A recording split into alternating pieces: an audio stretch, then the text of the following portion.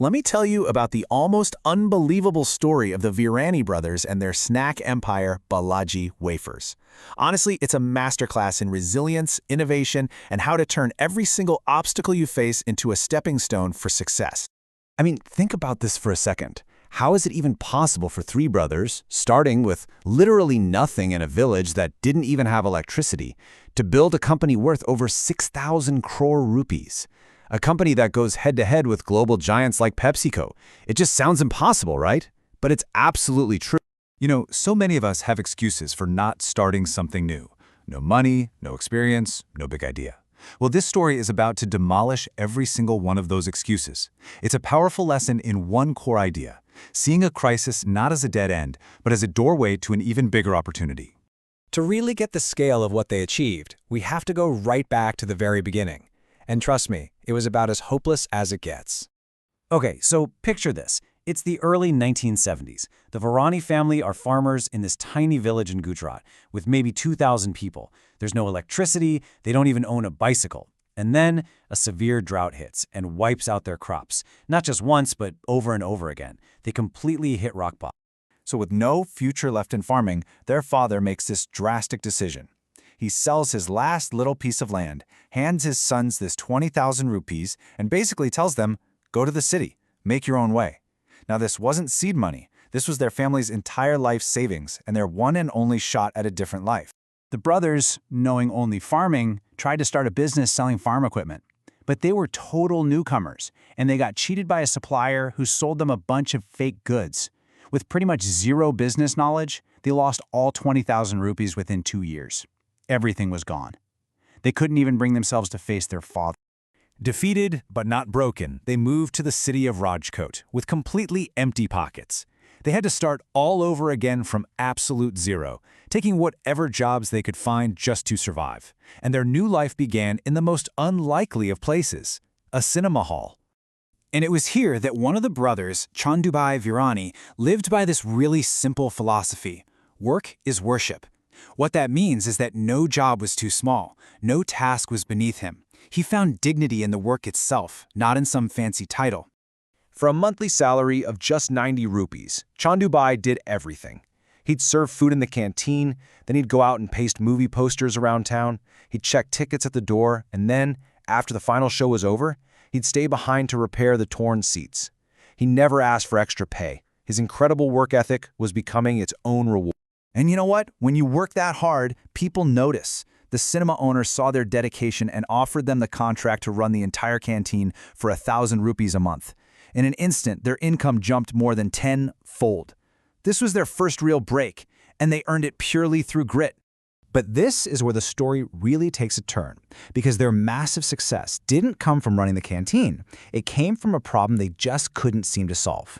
So, potato wafers, chips, were a huge seller with the moviegoers, but the brothers could never keep them in stock. Their supplier was completely unreliable, so they found a second one. Same problem. A third one. Still no luck. The supply was inconsistent, the quality was terrible, it was just a constant headache. Okay, so this was the crucial moment. They had a choice. They could either keep worrying about these unreliable suppliers, which was getting them absolutely nowhere, or they could see the problem for what it really was: a gap in the market, just waiting to be filled. And this led to their second core philosophy: contemplate, don't worry. See, worrying paralyzes you, but contemplation, that leads to solutions. They truly believed that when nature closes one door, it always opens another. The failure of their suppliers wasn't a crisis, it was an invitation to become their own supplier. And that single shift in mindset, from seeing a problem to seeing an opportunity, was the spark that ignited the whole Balaji empire. They decided to stop buying wafers and just start making them themselves. Chandubai's third philosophy was really simple: just jump in. He believed that really smart, educated people often overthink things until they're too scared to actually do anything. His idea was, once you've spotted an opportunity and done your basic research, you just have to take the leap. So with zero experience in making potato wafers, they jumped. And the growth was just explosive. In 1982, they were literally frying potatoes in a backyard shed. By 1984, they had a brand name, Balaji, which was inspired by a small temple inside the cinema. And just 5 years after that, in 1989, they took a massive loan to build the largest potato wafer plant in the entire state.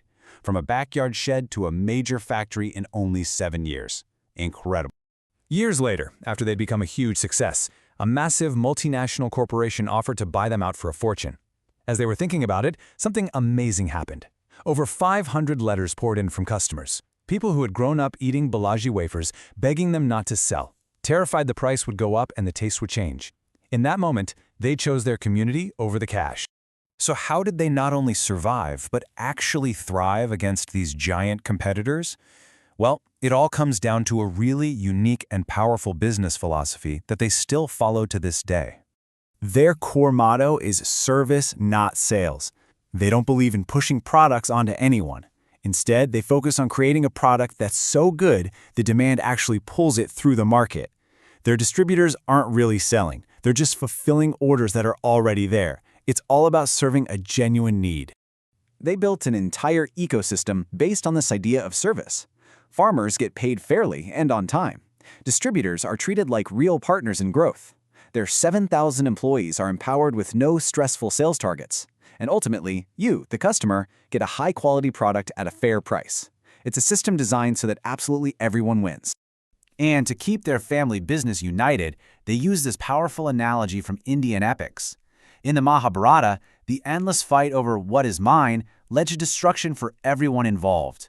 But in the Ramayana, the spirit of this is yours lets a success for all. Their rule is to never point fingers, always support each other's strengths, and focus on what's good for the whole group. And the result of this incredible journey? From that initial 20,000 rupees of their father's life savings, Balaji Wafers now generates an annual revenue of 6,000 crore rupees. It's a truly staggering testament to their philosophy and their perseverance. So, this leaves us with one final thought. The Virani brothers' entire empire wasn't built on some brilliant new idea. It was built on a frustrating problem that they refused to just worry about. It really makes you wonder, doesn't it? What persistent problem in your own life isn't actually a dead end, but an opportunity in disguise, just waiting for you to see it?